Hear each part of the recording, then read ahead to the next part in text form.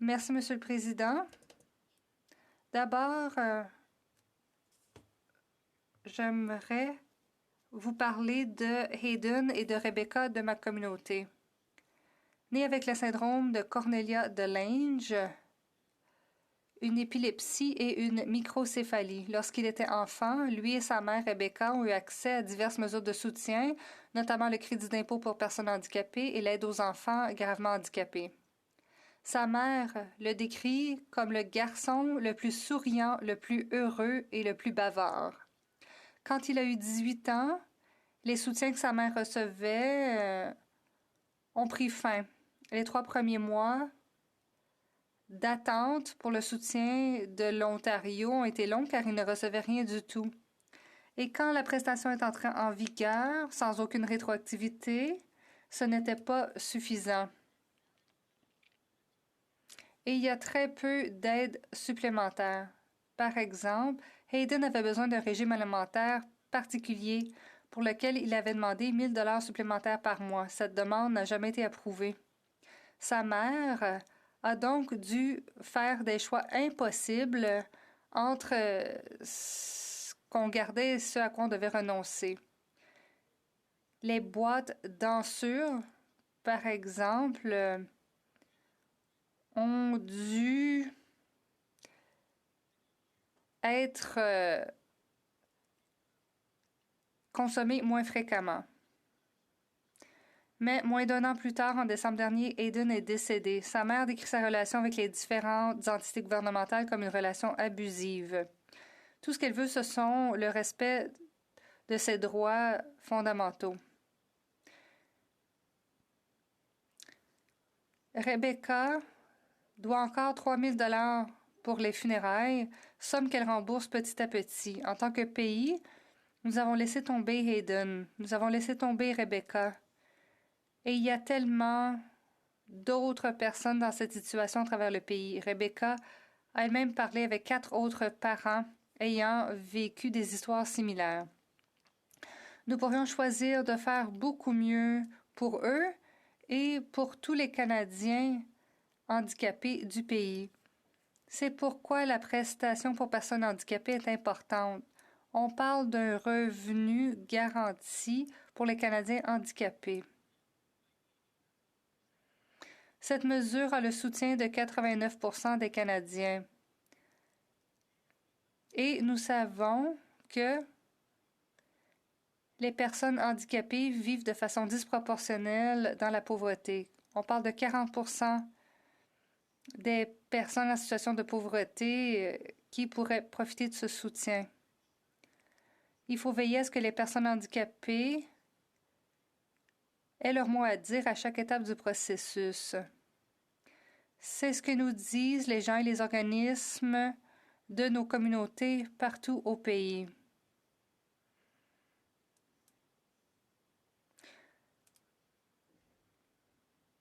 Les gens veulent un peu d'espoir. Ma question ce soir est la suivante. Le gouvernement peut-il nous faire part des progrès réalisés?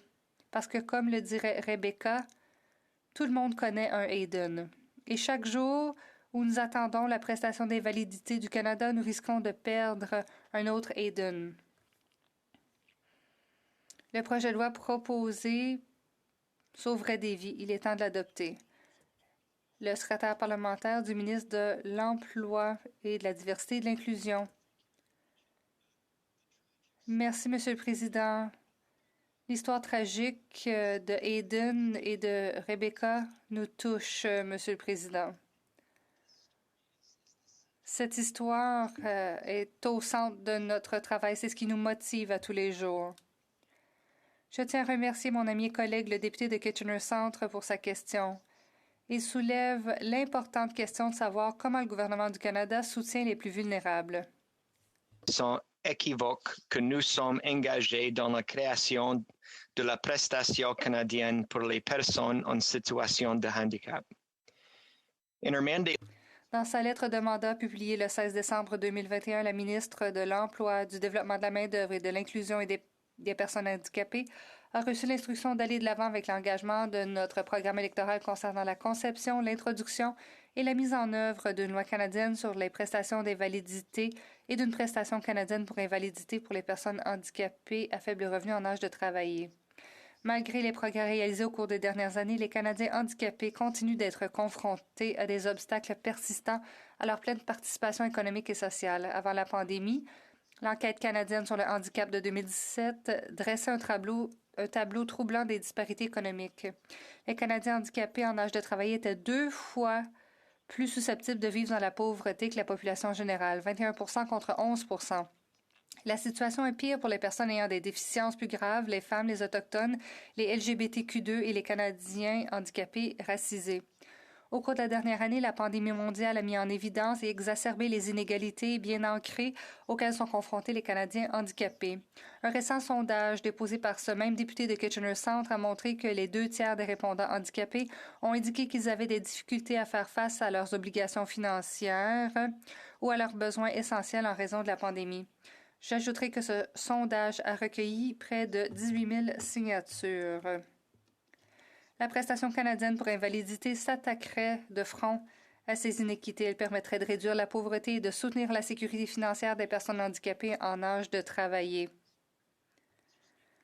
Mais, Monsieur le Président, nous ne pouvons pas encore en dire beaucoup sur certains des aspects spécifiques de la prestation. Nous voulons inciter les provinces et les territoires à faire en sorte que la prestation complète les avantages et les revenus existants plutôt que de les remplacer. Et, dans l'esprit de rien sans nous, nous faisons participer directement les personnes handicapées et la communauté des personnes handicapées à la conception des prestations. Les Canadiens en situation de handicap sont les mieux placés pour connaître les obstacles économiques auxquels ils sont confrontés et les mesures de soutien dont ils ont besoin pour atteindre la sécurité financière. Nous savons que les Canadiens en situation de handicap ont hâte que les prestations soient en place et nous avons maintenant une occasion d'aller de l'avant avec ce qui signifie une relance inclusive des personnes en situation de handicap après la pandémie. I thank the member again for his important. Je remercie le député de sa question importante et du travail qu'il fait au nom de ses électeurs, de même qu'au nom de Hayden et de Rebecca. Le député de Kitchener Centre. Je remercie le secrétaire parlementaire de ses belles paroles. Ma question est simplement de savoir quand. Nous savons que le projet de loi C-35 a été présenté à la dernière législature 2 mois avant l'élection. Depuis, 43 sénateurs ont demandé que ce projet de loi important soit accéléré. Sachant qu'il y a un tel soutien, sachant qu'on a un soutien aussi à l'autre endroit, et sachant aussi que les Canadiens handicapés partout au pays demandent cette mesure depuis des années, des organismes comme Disability Without Poverty, le secrétaire parlementaire peut-il nous dire quand ce projet de loi sera présenté de nouveau? Et sinon, que faut-il faire de plus pour démontrer à quel point il est important de déposer ce projet de loi de nouveau? Monsieur le Président, la question du député tombe à point. Je partage son sentiment d'urgence. Je peux vous dire que le gouvernement du Canada a été là pour les personnes handicapées pendant la pandémie. Nous sommes toujours là pour elles. La pandémie a été formulée en considérant les personnes en situation de handicap. Nous avons fourni des fonds de soutien aux jeunes et aux étudiants en situation de handicap. Nous avons financé un paiement unique, non imposable et non déclarable d'un maximum de 600 $ pour aider les personnes handicapées à traverser la crise. Depuis le début de cette prestation en octobre 2020 jusqu'en décembre 2021, Service Canada a émis des paiements à 1,75 million de personnes pour une valeur totale de 815 millions de dollars. Et maintenant, nous sommes en train d'élaborer un plan d'action pour l'inclusion des personnes handicapées qui prévoit une aide financière par le biais d'une prestation canadienne pour personnes handicapées. Cette prestation pourrait aider des centaines de milliers de Canadiens handicapés en âge de travailler et leurs familles. Je remercie encore une fois le député pour son travail au nom de ses électeurs. Merci, Monsieur le Président.